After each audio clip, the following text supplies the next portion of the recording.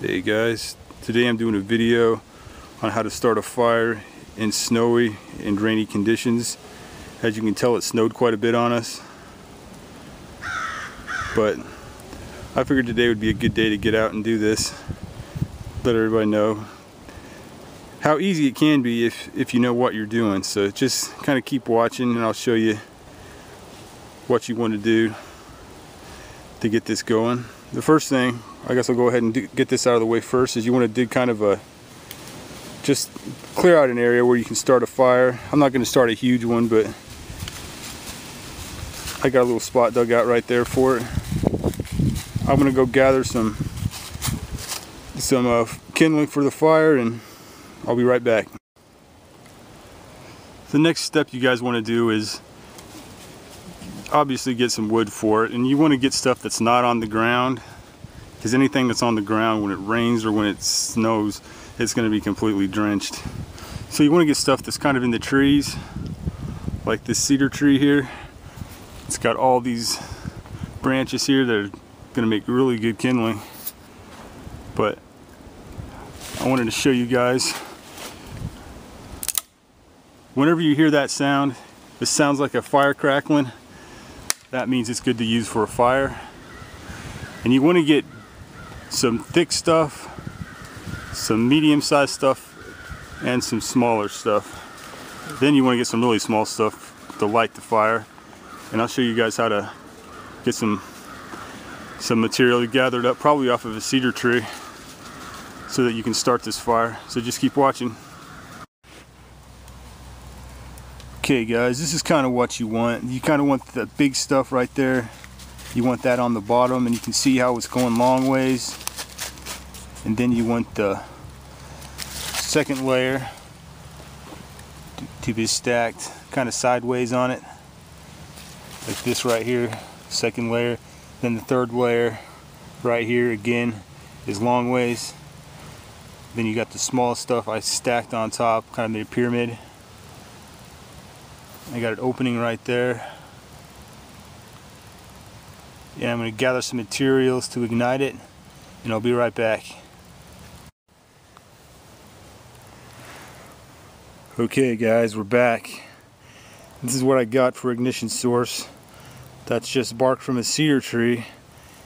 See how fluffy that stuff is. It should work pretty good. But we're going to put this inside my little opening there in my pyramid, and we're going to try to get this thing going.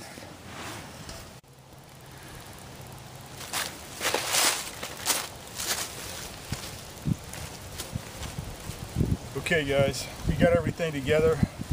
I managed to find some dried pine needles too. But I'm going to take a couple of strikes with my flint here, and we'll try to get this thing started.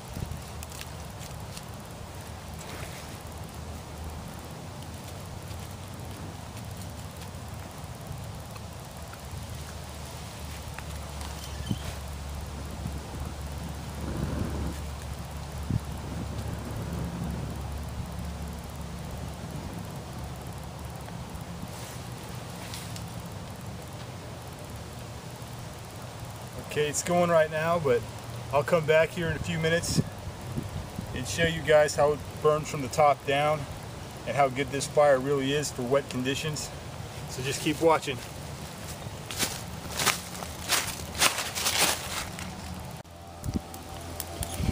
Okay, we're back. As you can see, it's still going. It almost went out on me, but I managed to keep it going. It is always tough to find good ignition source in wet conditions, so you just kind of have to look. I got lucky and found some pine needles with some cedar bark. They were dried pine needles.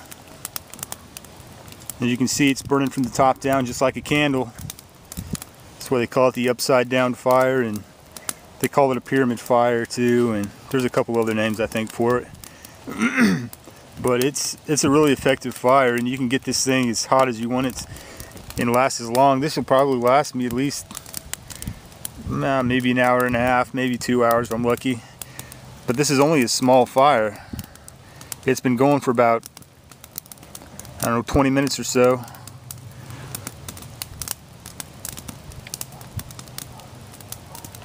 But I'll be back and I'll show you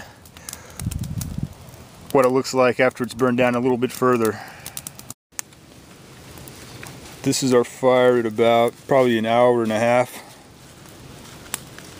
This is going longer than I kind of expected it to. It started dying down, then I moved it around a little bit just to kind of make the flame a little stronger.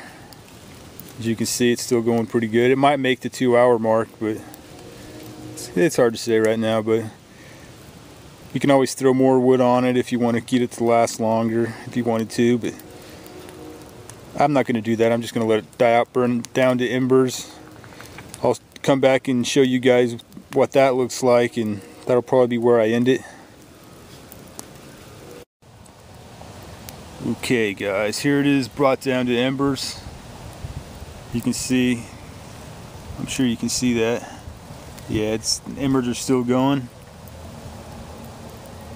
And this is one of those fires that's kind of a must-know, because it's kind of the ultimate fire in my book, because it'll start in any condition, definitely start in dry conditions, but if the ground's got snow on it or rain on it or whatever, like I said before, it'll start.